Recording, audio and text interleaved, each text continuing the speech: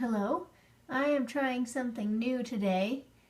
This is some of my old gold acrylic gesso from Daniel Smith, and I primed a couple old canvases I had before just for the kids to play around on. There's my study that I did the other day, and I also toned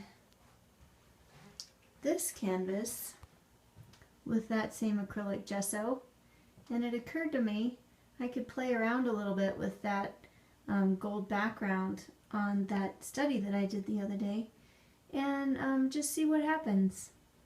It's been a long time since I've painted on this gesso, and it's always fun to try new things. So I will let you follow in my discovery.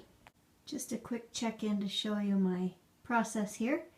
I've blocked in the big shapes, I've blocked in some of the shadow, working on the composition. And you can see to the left I have my study, and I also have my very old laptop with a photo on it. I almost prefer these old things with slight technical difficulties because if it were too perfect it would dominate the process. Right now it's secondary in my perception, so I look at it, but sometimes it dies or sometimes it blanks out or loses Wi-Fi connection or something, and so I just forget about it. And it reminds me to return to what's most important, which is the canvas in front of me. And here's the progress so far. I've defined the shadows and the light, and starting to get some of the color notes in there. Trying to keep my brush strokes pretty thick because of this gesso underneath, which I pretty much did to myself, but there's a lot of texture underneath that I need to override with new paint. Like you can see here, the gesso stroke there running from shadow to light. So an excuse to use a lot of paint. I thought I'd talk a bit about how I use other artists and art books while I'm painting. It's not so much to copy the work as to remember what it speaks to me and to paint to that that concept, or using some of that same language.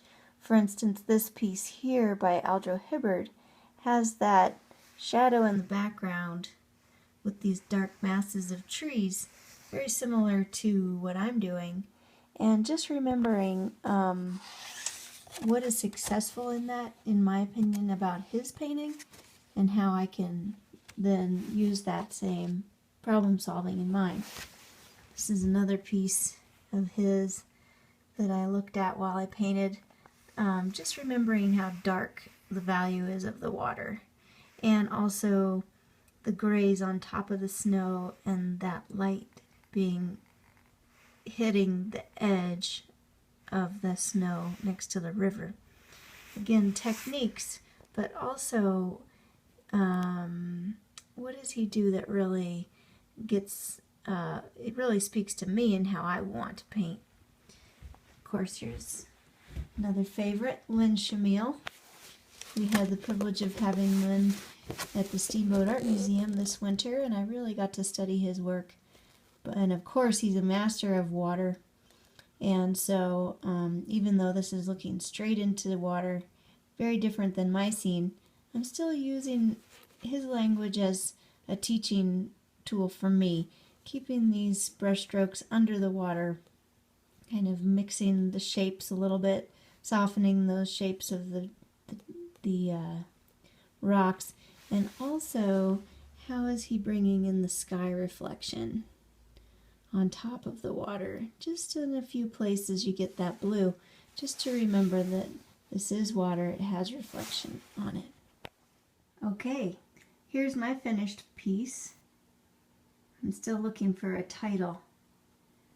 But I experimented quite a bit with my palette knife, and then I brought in the brush into that.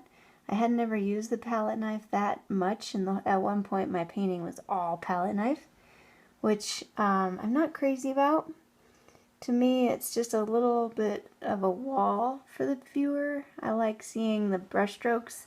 It brings in the humanity, taking that metal edge out and bringing something more organic, like the bristles. So I did go over most of the painting with my brush, but the palette knife really helped me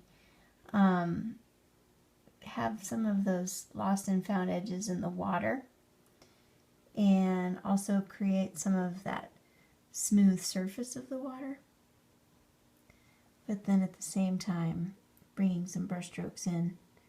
There's that blue that I emulated from Len Chmiel. To remember, this is water. There is some blue sky reflecting in it. Also these warm tones here where the water's getting lit. And that really was what attracted me to the scene in the first place. So it was important to really address that and keep that an active part of the painting, the warmth of the water.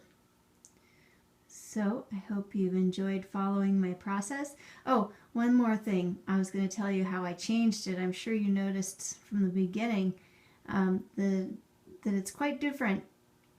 And as I was painting, I realized I really loved this shape here and the play of that light to the shadow, that triangle there.